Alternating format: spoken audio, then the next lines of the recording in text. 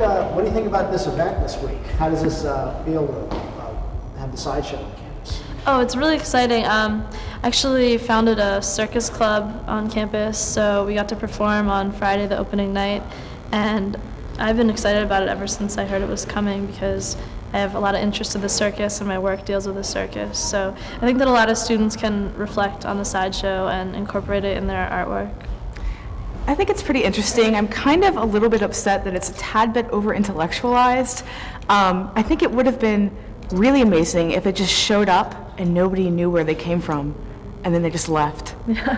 But I did paint a banner for the Sideshow. My Circus Resist Dying class in the fiber department made these really neat banners to go in the tent.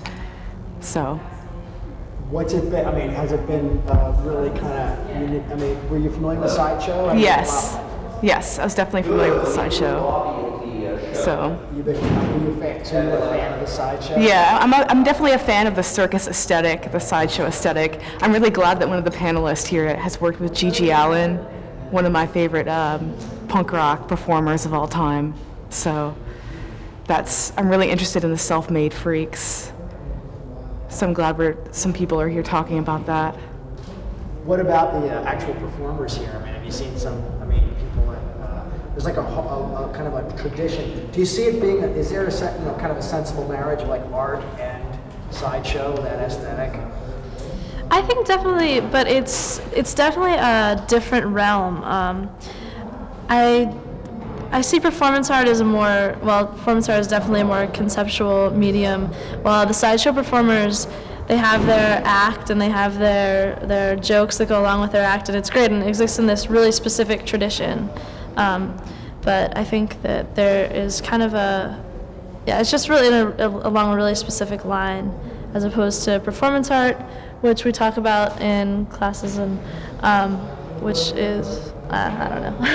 Can you talk about that at all? You know what I mean? Yeah, I mean, I agree with what you're saying. I think that part of it is a matter of identifying yourself. Like, there are people who could say, yes, some of these circus freaks are artists, but would they identify themselves as artists? I don't know. Yeah. You know, like, I would identify some of these people as performance artists themselves, but a lot of people would say, oh, you know, they're not educated, they never went to art school, are they really performance artists? But, you know, I agree with you, it is sort of like a matter of tradition. Yeah. Was there like a lot of, so have there been, do you feel like this is like a vanishing art form? Do you think this, or do you think it will perpetuate and continue? I think in its traditional sense, it's vanishing. This is one of the last Sideshows that's here right now, but there definitely seems to be an interest in young people and college students as far as circus arts and circus performances and seeking them out and recreating them themselves. Yeah, and I agree totally that in terms of the old Sideshow aesthetic, that it's vanishing. But like we were talking about in there, I think it's definitely moved to television just because the media has changed. 100 years ago, there was no television. You maybe lived in a town where you never saw a midget. You never saw somebody who weighed 500 pounds. So when a circus came to town, it was a really big deal. And now we have television, we have radio. It's not a big deal anymore. It's a lot more accessible in your living room. So the excitement of a Sideshow setting up in your town isn't quite as big a deal. We still have that sense of wonderment, I think, And I also think it's really important in our time to slow it down and to have these performances take place, because that's kind of a medium that people aren't used to, is seeing not simple, but live performance that takes place in a specific stage like the Sideshow. Yeah, in real time. Well, I think there's a lot of interest in going back to that. You guys are great. You guys are like the most thoughtful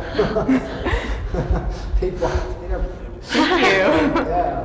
One of the teachers said something about how art students can really kind of maybe in a way, kind of an identification with the idea of a freak or a Sideshow or that kind of thing, because of the they kind of maybe an outsider status, and people who come, there's just more of a kindred kind of sense, right?